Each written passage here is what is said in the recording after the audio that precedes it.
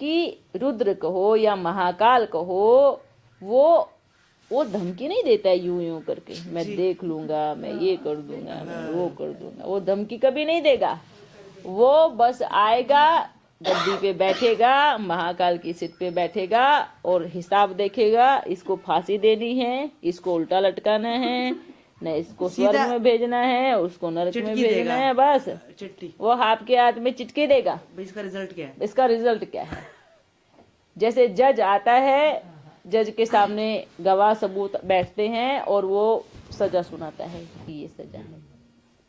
उसके बाद प्रकृति क्या तांडव करती है, क्योंकि फिर क्या होता है, अब फांसी देने वाले भी तो कोई होंगे ना, तो फिर प्रकृति भी क्या करती है, प्रकृति सोचो फांसी देने वाली है, वो फिर बराबर तांडव करती है। तो कहने का भाव अर्थ क्या है कि महाकाल सिर्फ एक सीट है, एक गद्दी है। ये पहले भी बोला था, रुद्र कहो या महाकाल कहो, एक गद्दी है।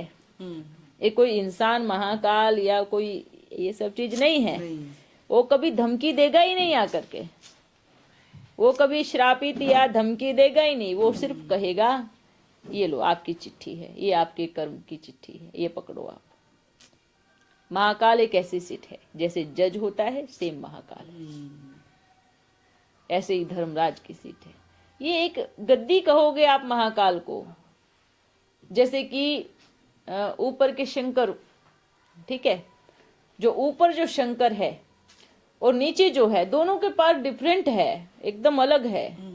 नीचे का कर्तव्य है, नीचे वाले का है श्री कृष्ण को लेके आना है, और जैसे जैसे वो श्री कृष्ण को लाने के नजदीक बनेगा, तो जो ऊपर वाला है वो फिर क्या होगा, वो चिटकी दे देगी। मतलब दोनों का एकदम डिफरेंट क्यों है? कारण क्या है डिफरेंट होने का? अगर नीचे वाला ही विनाश के निमित्त बने तो सारा पाप उसके ऊपर चढ़े, सारा पाप उसके ऊपर चढ़े। भाव अर्थ ये है कि ऊपर का जो कवच है, इसलिए बोलते हैं शंकर को ऊपर बिना कपड़ों के दिखाया जाता है, है ना। विष्णु को पूरी पोशाक दी जाती है, ब्रह्मा को पूरी पोशाक दी जाती है, पर शंकर को क्या दिया जाता है? एक छोटा सा वो शेर की थोड़ा खाल दी जाती है। इसका भाव अर्थ है कि जो नीचे शंकर, मतलब जो नीचे है, वो श्री कृष्ण को लाने की तैयारी में है, और ऊपर का जो है वो झाड़ू लगाने की तैयारी में है। अच्छा। दोनों के कर्तव्य एकदम डिफरेंट है, अलग है। तो जो ऊपर जो बैठा है, ऊपर में जैसे जैसे नीचे, अच्छा, एक शिव परमात्मा दोनों तरफ कर्तव्य करेगा, नीचे वाले से भी, ऊपर वाले से भी, नीचे वाले से भी, ऊपर वाले से भी, अल्टरनेट दोनों का कार्य एक साथ चलेगा। ऐसा नहीं है कि भाई इधर है तो उधर नहीं, उधर है तो वो, दोनों, मतलब अभी इधर है तो वो भी उधर है, अभी इधर है तो वो भी उधर है, तो वो दोनों एक साथ कर्तव्य करेगा। कैसे? मतलब कि यहाँ श्री कृष्ण आने की तैयारी भी कर रहे हैं, तो एक सेकंड में ऊपर झाड़ू लगाने की भी तैयारी कर रहे हैं। बिना आए सफाई करेंगे, बिना आए सफाई ऐसे ही होगी, बिना आए सफाई। अच्छा, ठीक है। हाँ, वो क्यों ऊपर से सिर्फ और सिर्फ प्रकृति को इशारा मिलेगा। अच्छा। बोलते हैं ना कि ऊपर बैठ करके परमात्मा जब नीचे आते हैं तो वो प्रकृति काम करती है, मतलब ऊपर बैठ करके जो कर्तव्य करेगा, नीचे प्रकृति, मतलब प्रकृति होती है ना, प्रकृति जन्म भी देती है तो फिर समेटती भी है, सफाई भी करती है। तो ऊपर जो कर्तव्य होगा, जैसे जैसे ऊपर एंट्री मारेगा तो नीचे प्रकृति की आवाज जाएगी नीचे।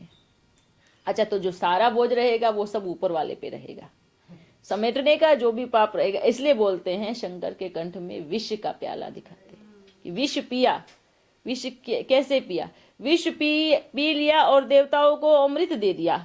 मतलब सारे संसार का जो विनाश का जो विष है वो खुद पी गए, और जो देवताओं को मतलब क्या दे दिया? नीचे अमृत, मतलब श्री कृष्ण को नीचे आकर के अमृत का पोटली दे करके चले गए, है ना। तो ये दोनों कर्तव्य, मतलब नीचे इन दोनों में बस ये डिफरेंट है। तो ये दोनों अपने आप दोनों का कर्तव्य एक साथ वही करेगा। करने वाला कौन है? नीचे वाले से भी वही कराएगा और ऊपर वाले से भी वही कराएगा, दोनों से वही कराएगा। तो दोनों के जो कार्य, अच्छा, दोनों का ही नाम शंकर है, ये भी ध्यान रखो। ऊपर शिव नीचे शंकर ऐसा नहीं है, दोनों का ही नाम शंकर, ऊपर वाला भी शंकर है, नीचे वाला भी शंकर है, दोनों का ही नाम शंकर है।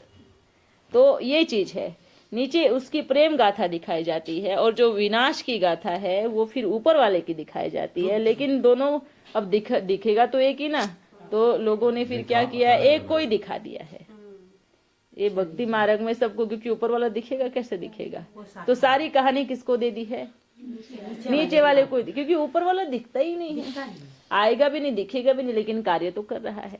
तो सारी विनाश की कहानी कहो, प्रेम की कहानी कहो, शंकर पार्वती की कहानी कहो, तो ये सारी कहानी सिर्फ एक को दे दी है नीचे। ये सारे वो टाइटल एक को दे दिए है, बाकी दोनों एकदम डिफरेंट है। इसलिए डिफरेंट है कि नीचे वाली आत्मा पे बोझ नहीं चढ़ सकता।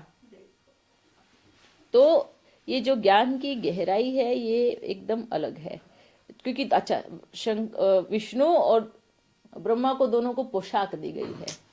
क्यों पोशाक दी गई है? क्योंकि ये जन्म की पोशाक पहनते हैं दोनों, है ना, ये पोशाक पहन करके कर्तव्य करते हैं। तो उसको पोशाक इसलिए नहीं दी गई क्योंकि उसका कर्तव्य डिफरेंट है, एकदम अलग है। लेकिन ऐसा नहीं है कि इधर आकर के वो कर्तव्य नहीं। बाबा बहुत क्या कहेंगे, गुह्य रहस्यधारी है। जितना समझो उतना कम है, जितना समझो उतना। बाबा जी, शिव जो है शक्ति के द्वारा श्री कृष्ण को लाएंगे किसी के द्वारा। हाँ, तो फिर उसका फिर बाद में क्या होगा? किसका बाद में क्या होगा? जिसके द्वारा शिव श्री कृष्ण आएंगे तो परम धाम की यात्रा पे जाएंगे, फिर सतयुग में आएंगे। कितने सालों बाद? कितने सालों के बाद? वो साल हमने कोई गिनती नहीं किया है। राधा जी भी आएंगी। हाँ, तो वो देखो, वो अपना जाएंगे, कर्तव्य करेंगे। हर एक आत्मा कभी वो